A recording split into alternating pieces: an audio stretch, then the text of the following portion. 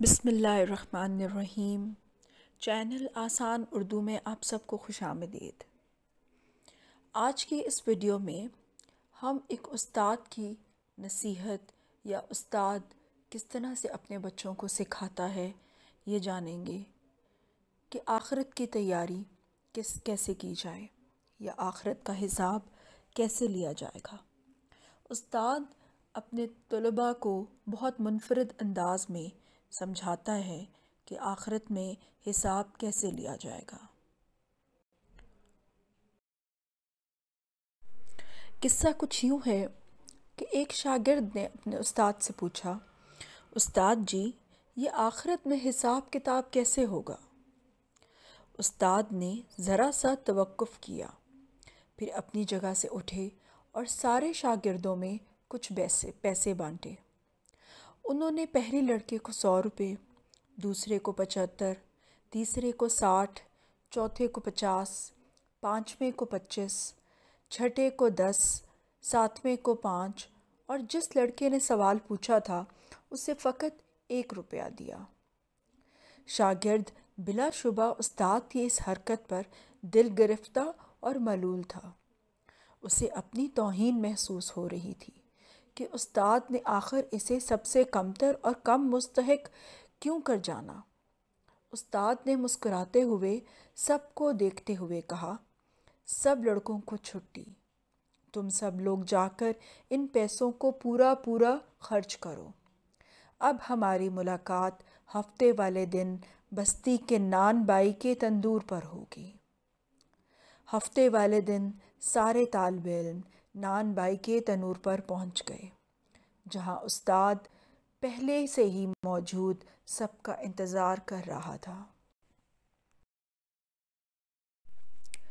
سب لڑکوں کے آ جانے کے بعد استاد نے انہیں بتایا کہ تم میں سے ہر ایک اس تنور پر چڑھ کر مجھے اپنے اپنے پیسوں کو کہاں خرچ کیا ہے اس کا حساب دے گا۔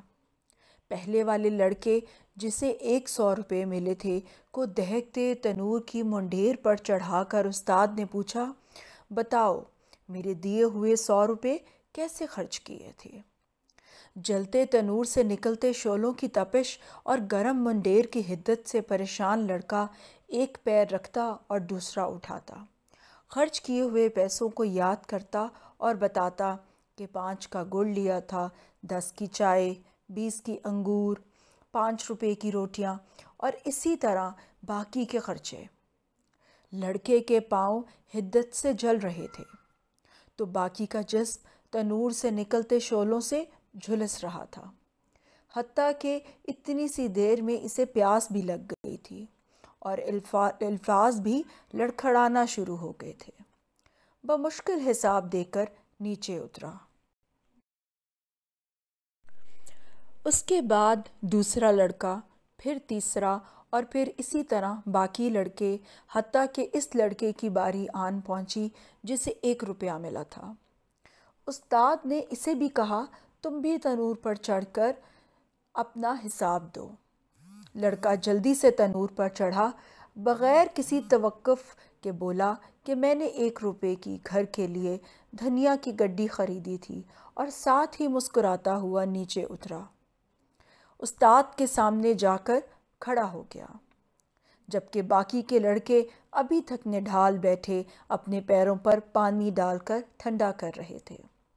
استاد نے سب لڑکوں کو متوجہ کر کے اس لڑکے کو خاص طور پر سناتے ہوئے کہا، بچوں یہ قیامت والے دن کے حساب کتاب کا ایک چھوٹا سا منظرنامہ تھا۔